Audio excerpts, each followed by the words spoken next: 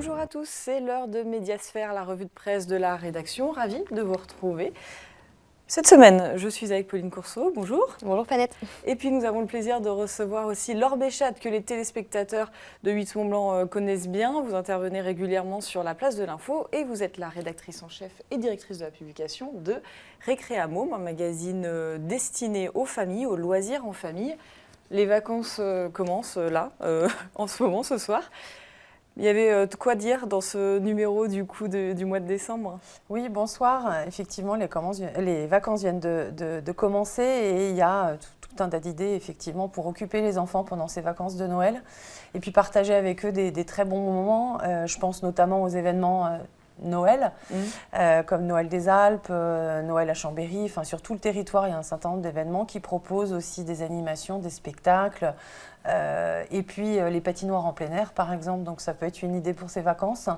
Et il y a aussi un certain nombre de structures ludiques ou par exemple de centres d'exposition, centres culturels qui sont ouverts aussi sur la période.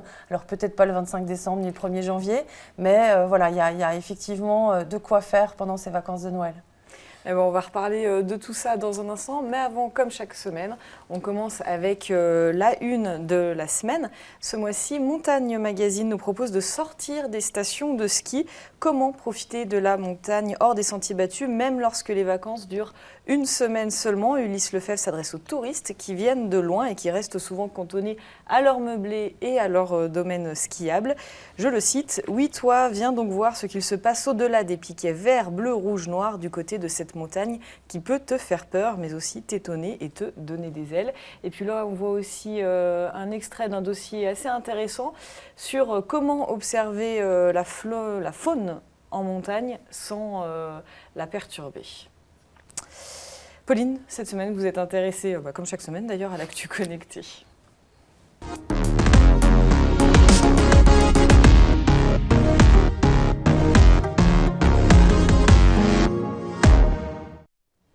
Et donc, il paraît que nos vallées alpines sont polluées. Oui, ça fait 15 jours qu'on en parle déjà. On commence avec un premier tweet. Il y a eu beaucoup de manifestations cette semaine. Il y en aura encore. Il y en avait une aujourd'hui, il y en aura encore ce week-end et il y en aura sans doute encore la semaine prochaine, tant qu'en tout cas la situation ne sera pas améliorée. La semaine dernière, le préfet de Haute-Savoie a pris des mesures, notamment la circulation alternée pour les poids lourds. Et puis, il y a les élèves de l'école primaire de Salanches qui ont réalisé une petite vidéo avec une boîte de production qu'on va voir, voilà, qu'on voit.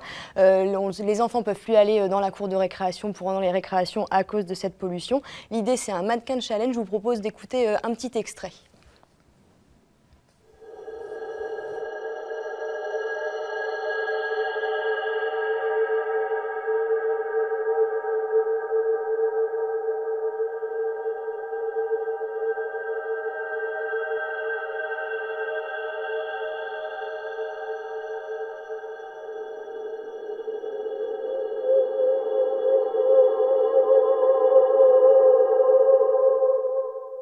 Voilà, c'est assez troublant, voilà, les enfants qui ne peuvent pas bouger avec les masques. Donc voilà, c'est un vrai problème qui mobilise aussi les plus jeunes et c'est bien aussi qu'ils soient au courant de tout ce qui se passe. Voilà. Merci beaucoup Pauline, c'est l'heure du top 3.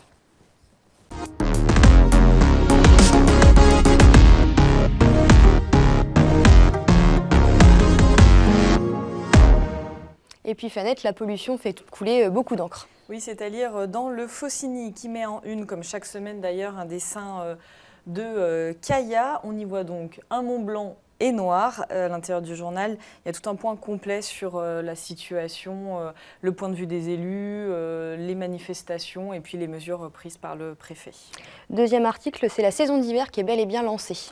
Voilà, ça c'est nos confrères de France Bleu Pays de Savoie qui nous proposent une info sur ces écoles de stations qui voient leur effectif augmenter à chaque saison d'hiver avec l'arrivée donc des saisonniers. C'est le cas par exemple, on le voit aux Arcs 1800, l'inspection académique de la Savoie prévoit chaque année une 5e classe de la Toussaint jusqu'aux vacances de Pâques pour pouvoir accueillir les élèves dans des conditions correctes.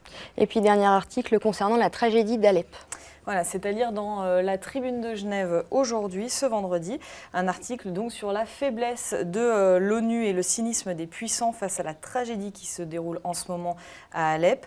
Je ne donnerai qu'une citation. La passivité de la communauté internationale a rarement été aussi manifeste. Et puisque l'on parle donc de la Syrie, je vous invite à regarder cette image. Elle a été prise à Alep le 11 septembre 2016 par Amer Al-Albi. C'est un photographe de 21 ans, syrien, indépendant, qui travaille notamment par l'AFP. Il a été désigné photographe de l'année par le magazine Polka comme représentant de tous les photographes syriens qui font un travail énorme sur place. Pour Alain Genestar, le patron de Polka, sans Amer, sans lui et ses potes photographes, le monde serait aveugle. C'est important d'en parler. Merci beaucoup Fanette. Nous recevons donc Laure sur ce plateau, rédactrice en chef de Récréamum. C'est notre focus de la semaine.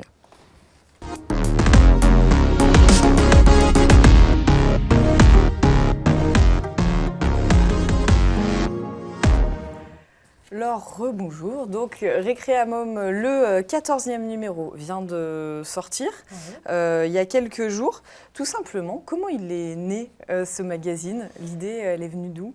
Il est né un peu aussi grâce à mes filles, enfin d'abord grâce à mes filles, puisque je suis maman de 2 enfants, donc, qui étaient en recherche en fait d'informations pour occuper. À l'époque, j'avais mon aîné qui a maintenant 11 ans.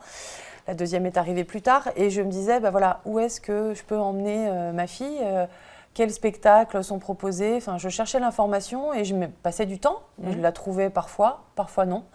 Et en échangeant avec les amis, je me suis rendu compte que c'était un peu un besoin collectif. Voilà, d'avoir un support, quel qu'il soit, qui réunirait un certain nombre d'informations. L'idée a fait son chemin dans ma tête.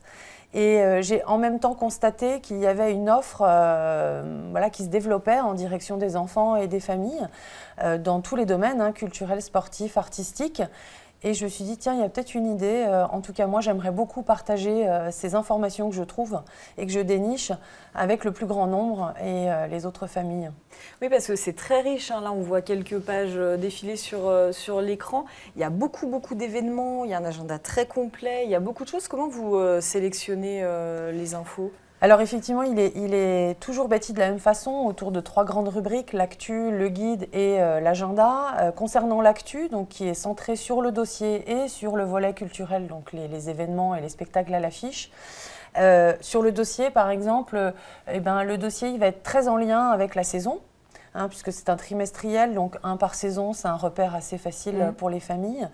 Et puis ça correspond bien au cycle d'activité des structures aussi. Donc le regard va être très saisonnier et puis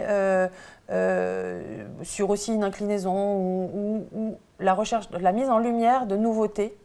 C'est vrai que dès qu'il y a des nouveautés et qu'il y en a suffisamment, je me dis bah voilà, ça fait un sujet.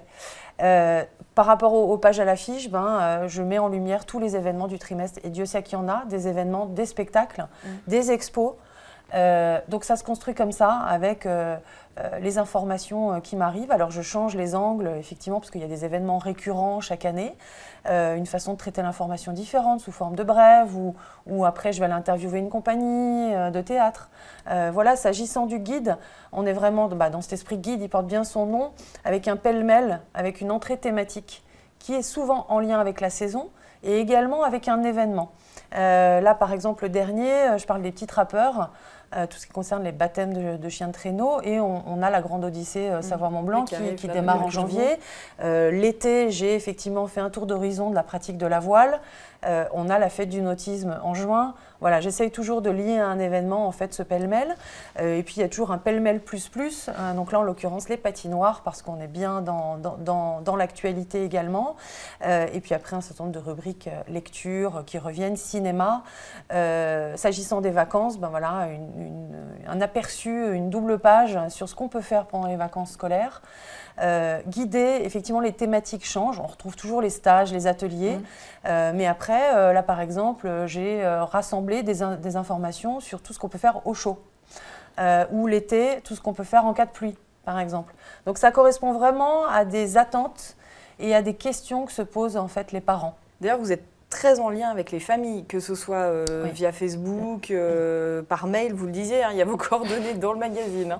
Donc vous êtes très en lien avec les familles. Oui, n'hésite pas à m'envoyer des messages d'ailleurs pour me poser des questions en direct. Organisatrice d'événements, finalement. Et parfois, voilà, s'agissant des anniversaires en l'occurrence, c'est un plaisir de leur répondre. Et puis du coup, l'idée fait son chemin dans ma tête de me dire, tiens, c'est un sujet qui pourra être traité. Effectivement, les familles, j'ai à cœur de les rencontrer une fois par trimestre et de partager avec eux une découverte d'une structure, d'une exposition comme dernièrement la Turbine Science ou la Maison du Salève. On était allé aussi découvrir Escargopolis au Jardin des Haras avec Banlieue Scène Nationale parce qu'il y a un échange qui se crée. Ils me partagent également leurs découvertes. Quelquefois, il est arrivé qu'on me dise j'ai testé tel endroit, c'est bien, c'est pas bien. Enfin voilà. Et effectivement, ça change un petit peu mon regard aussi sur la structure dont on parle ou l'événement. Et je suis tentée d'en parler plus ou moins, d'aller tester moi-même. Voilà, donc c'est très riche en fait l'échange qu'il y a avec ces familles qui sont membres du club Récréa Môme. Le club, c'est très simple, on s'inscrit en ligne sur le site internet, c'est gratuit. On reçoit des informations complémentaires et on est invité à ces événements. On peut aussi participer à des jeux concours et qui sont faits notamment en lien avec les événements dont Récréa Môme est partenaire, comme le festival Cinémino ou Petit Patapon.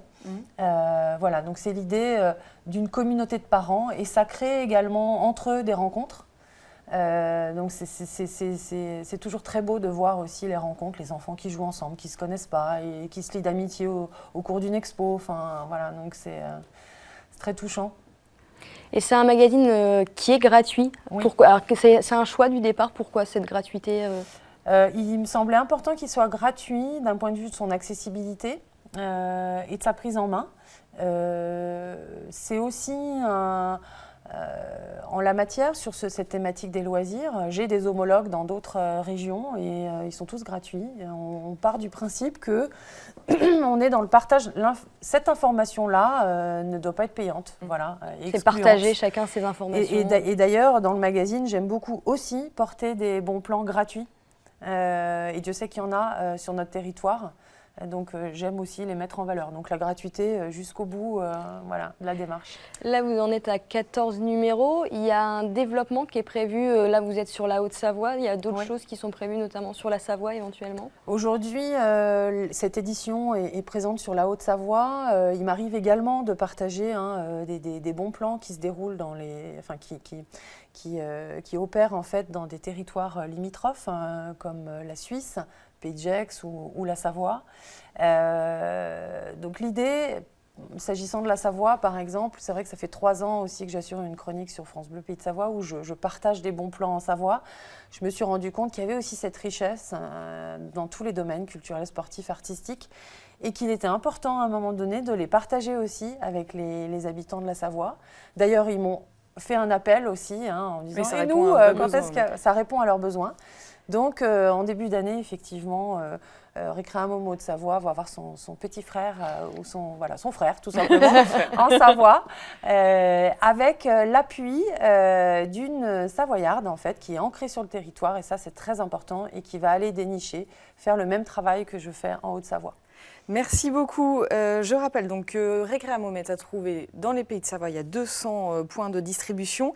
Et puis très rapidement, parce qu'on est déjà très en retard, dans le L Rhône-Alpes d'aujourd'hui, je crois, il y a un joli focus sur Récréa Môme. Donc un grand bravo. Les top et flops pour aller jusqu'à la fin de cette émission avec un sénateur dans la tourmente pour commencer avec les flops. C'est nos confrères de Ouest France. Jean-Claude Carle, le sénateur des Républicains, est soupçonné de détournement de fonds au Sénat. Une affaire dont se préoccupe la justice depuis 2012. Le sénateur au Savoyard a réagi en expliquant qu'il allait enfin pouvoir s'expliquer sur ce dossier et démontrer qu'il n'y a pas de détournement de fonds publics. Politique encore avec Laurent Wauquiez qui a fait parler de lui cette semaine. Dans Le Point, notamment, nos confrères, Laurent Wauquiez, donc président de la région, relance la polémique sur les crèches dans les lieux publics. Il a installé une crèche géante de 14 mètres carrés dans le hall de l'hôtel de région. La gauche dénonce bien évidemment une provocation. Laurent Wauquiez, lui, assume et affirme que c'est pour mettre en avant le travail des artisans de la Drôme. On va le croire, c'est l'esprit de Noël, on va le croire. Et puis une info qui va vous intéresser, la fin d'un festival gratuit à Cluses. Le festival Musique en stock de Cluses, oui tout à fait, c'est nos confrères de France 3. Il n'a plus de moyens ce festival. La ville vient de supprimer sa subvention qui faisait vivre ce festival entièrement gratuit. Jean-Louis Muvelle, le maire de la commune, dit qu'il faut trouver d'autres moyens de financement tout en rappelant que la commune a de gros problèmes financiers. C'est donc une affaire à suivre. Ils espèrent pouvoir sauver ce festival. Des bonnes nouvelles avec des collégiens qui sont actifs à Ville-Lagrand. Nos confrères de l'Essor savoyard ont rencontré les collégiens de la Ville-Lagrand. Ils ont un projet de technologie plutôt original. L'idée, c'est de s'investir dans la future voie verte qui reliera Annemasse à Genève. Ils ont rencontré la technicienne qui s'occupe de cette voie verte. Ils lui ont posé toutes leurs questions et ils vont ensuite créer une application pour expliquer à tout le monde ce qu'est cette voie verte. Leur professeur dit qu'ils sont très motivés pour un cours de technologie. C'est sympa. Et puis un portrait à lire dans le Faucine. Oui, tout à fait. C'est un portrait d'un jeune qui fait de la cuisine, d'un jeune talent de la cuisine, Alexandre Mison, qui est au Savoyard. Il participe à l'émission de M6 Objectif Top Chef. Il a tourné l'émission au mois de mai dernier. Il explique un petit peu dans cet article sa relation avec le chef. La diffusion de l'émission elle aura lieu mardi 20 décembre pour savoir s'il a au moins passé la première étape. Et on termine avec une photo. Oui, on prend beaucoup de hauteur pour terminer l'émission, direction l'espace avec Thomas Pesquet qui a photographié les Alpes depuis la station internationale. On y voit les montagnes pas tout à fait enneigées, mais c'est toujours sympa de prendre un petit peu de hauteur et de rêver.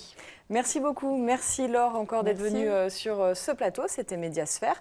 On se retrouve la semaine prochaine pour la dernière revue de presse de l'année 2016. Passez une très belle soirée.